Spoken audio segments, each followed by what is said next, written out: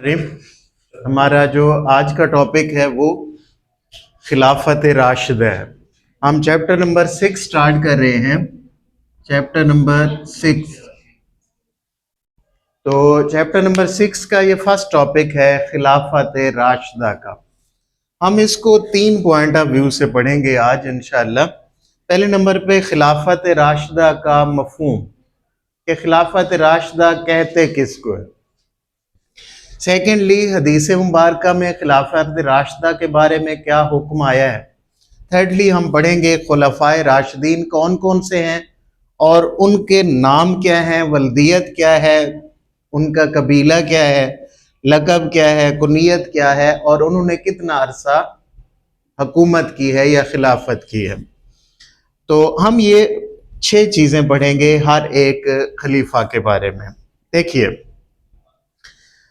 मफहूम खिलाफत राशिदा का हम पढ़ें तो इसका लुग़वी माना है, खलीफा कहते हैं जानशीन को।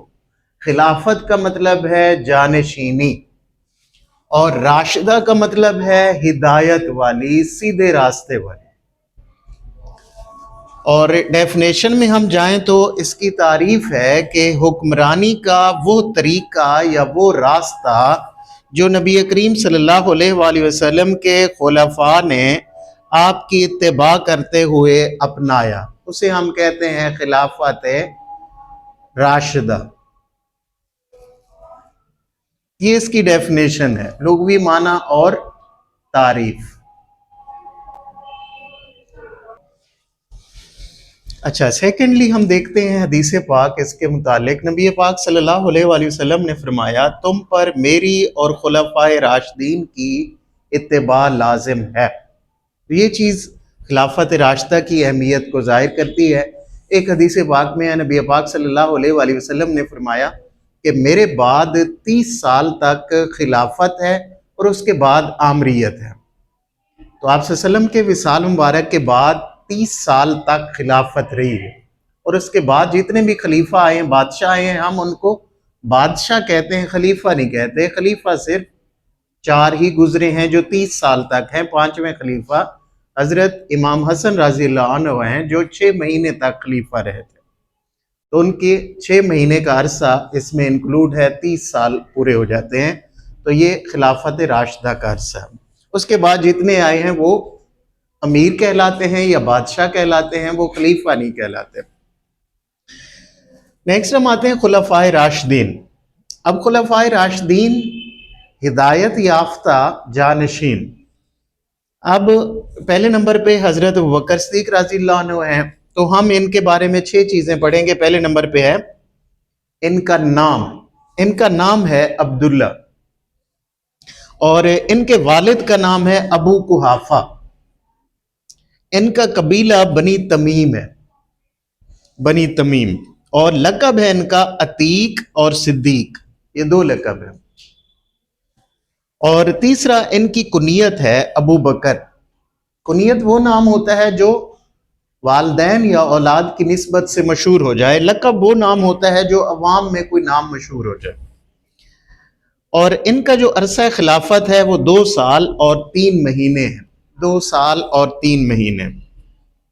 नेक्स्ट हम आते हैं हजरत उमर रज़ी अल्लाह अन्हु की तरफ। तो ये सेकंड खलीफा हैं। तो इनका नाम उमर है और इनके फादर का नाम खत्ताब है और इनका जो कबीला है वो बनु अदी है और इनका जो लक़ब है वो फारूक है।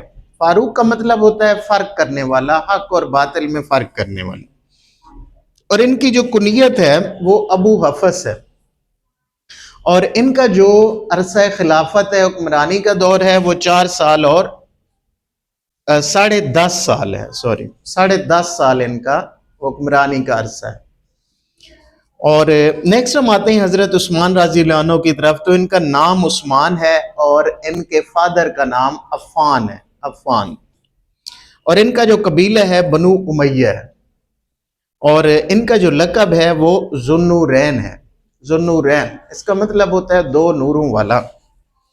और इनकी जो कुनियत है वो अबू अब्दुल्ला है और इनका जो अरसा है हुक्मरानी है वो 12 साल है।